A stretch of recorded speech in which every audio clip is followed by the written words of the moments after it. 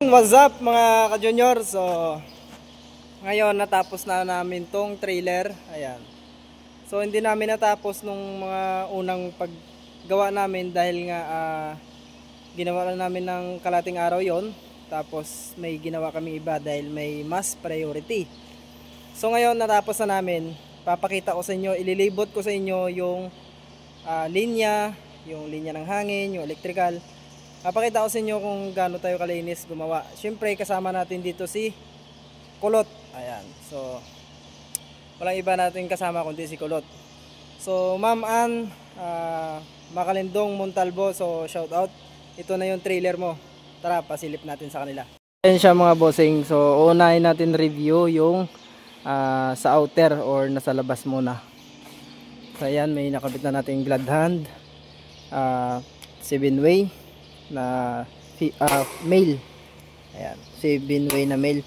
So nasusunog yan, i-retouch pa yan ng pintor namin dito. Yung mga nasunog pinambubutasan. Ayan, dalawang clearance light, backlight. Ayan, so mamaya ko papakita yung wiring. Stay tuned kayo, tapusin nyo yung video na to para makita nyo yung wiring.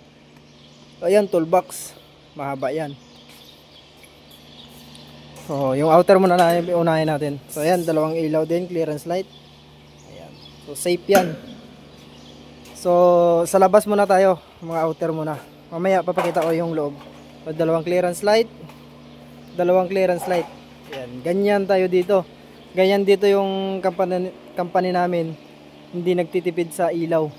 So, ayan. Tail light. Ayan. Diba? So ayan, plate light. Ito naman tail light ulit. Ayan. So stay tuned kayo at papakita ko sa inyo yung wiring. Ayan naman, clearance light ulit. So ayan, electric pan natin yan dahil mainit dito, mabanas. So ayan, clearance light ulit. Ayan, dalawa din. Magkatabi yan, pang reserva yan sakali mapupundi yan. So ayan, clearance light ulit. So ayan ulit, toolbox. Ayan, ayan yung kagandahan dito. Kabilaan yung toolbox at hindi rin tinipid. Napakalawak at napakalaki, tsaka napakahaba. So ayan, backlight ulit. Ayan, backlight ulit. Clearance light ulit. Okay, yung backlight nya dalawa.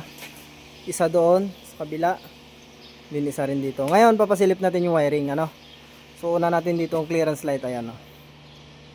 Ayan. So wag kayong mag-alala sa mga nasunog na yan dahil pinabutas natin yan sa welder namin dito. Pinabutas ko yan sa kanila para yung wire talaga nakatago ng ayos or hindi nakalaylay. So yun naman yung wiring ng backhorn. Ayan. So mas maganda tignan kasi hindi nakalaylay. Dito sa kabila, ayan, ito yung sa loob. Ayan. Okay, cable tie yan, nakikable tie. Ayan, ganun din dito. Ayan, backhorn, ganun din. Ayan, o. Okay, naka ano din dito. Okay, susot ako sa ilalim para lang sa inyo. Ayan, nakikable tie lahat yan dun. Ayan, susot tayo dun. Ayan. So itong toolbox na to, ito sa mga gamit. Ito sa mga gamit din. Ito naman, reserba. Ayan, lagayan ng gulong. Dito din, lagayan din ng reserba na gulong. Kaya yung driver dito, hindi magka-problema kung saan nilagay yung reserba kasi may lagayan sila. At hindi nakalabas. Nasa toolbox yung reserba nila. Opya! Linya natin, ilaw ay yung Royal Cord. Ayan. So, dito, nakikita nyo, relay valve. Yung relay valve namin dito ay dalawa ginamit namin. Dalawang relay valve yung ginamit namin. Tapos dito tatagos yung papunta sa ilaw sa labas. Ay, ilawan natin. Ayan. Palabas yan. Doon sa clearance light. Ganon din dito. Clearance light. So yan lahat ay nakikibultay, mapa-hose man o wiring. Parang hindi pangit tignan. Ayan yung relay valve. Nakalinya na rin yan mga bossing. Oh, ayan. Ayan. So yung linya niya naka-cable tie din. Ayan, cable tie. Ayan. Para malinis talaga. Ayan yung sa maxi. Doon ganoon din, no? Naka-cable tie yan. Di ba? Ang linis tignan. So ngayon napakita ko na dito sa inyo dito yung apat. So pupunta tayo doon sa likod. Papakita ko sa inyo. May isang relay valve pa tayo doon dahil dalawang relay valve ngayon ginamit namin. So ito nga ang isang relay valve na ginamit natin para sa preno. Cable tie yan, lahat na cable tie.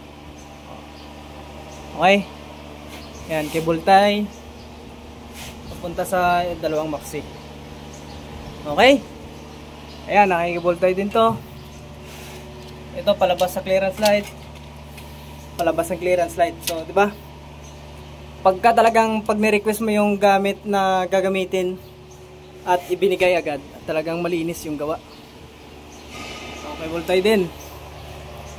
Oh. So, hindi siya laylay.